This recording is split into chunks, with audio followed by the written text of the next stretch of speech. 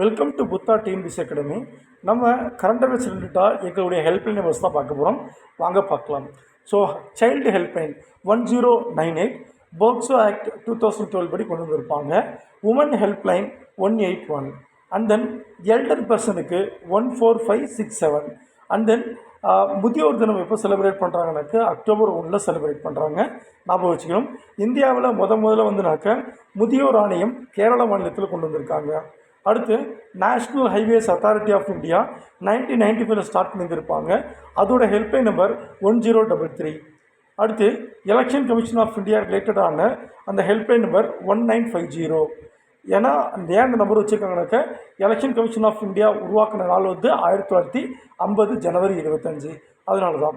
அடுத்து hostel security குரூப்போடைய number வந்து பார்த்தோன்னா உங்களுக்கு 1093. அண்ட் தென் நேஷ்னல் நார்காட்டிக்கோட ஹெல்ப்லைன் 1933. அப்புறம் சைபர் கிரைம் ரிலேட்டடாக நீங்கள் எதாவது கம்ப்ளைண்ட் பண்ணணுன்னா 1930 நம்பர் கம்ப்ளைண்ட் பண்ணலாம். அடுத்து கல்வி தகவல் மையம் தமிழ்நாட்டில் 14417. அண்ட் தென் பார்த்தோன்னா ட்ராப் பேக் சர்வீஸ்ன்னு சொல்லுவாங்க. அதெல்லாம் பார்த்தோன்னாக்கா குழந்தைகளையும் அம்மாவுக்கையும் பார்த்தோன்னாக்கா சேஃபாக வீட்டில் கொண்டு போய் போடுற சர்வீஸ் தான்.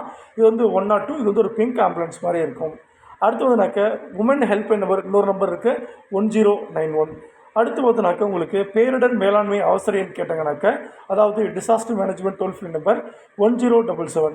அந்த எர்த்குவைக் சம்மந்தப்பட்ட ஒரு விஷயத்துக்கு வேணுனாக்க 1092. அண்ட் தென் 9499957575 அப்படிங்கிற நம்பருக்கு இங்கே தமிழ்நாட்டில் பந்தம்னு ஒரு செயலி இருக்குது. அதுக்கு தொடர்புடையவங்களுக்கு கால் பண்ணலாம். இந்த பந்தம் செயலிங்கிறது பார்த்தோன்னாக்கா முதியோர்களை பாதுகாக்கிறதுக்காக கொண்டு வரப்பட்டது தான். தேங்க்யூப்பா.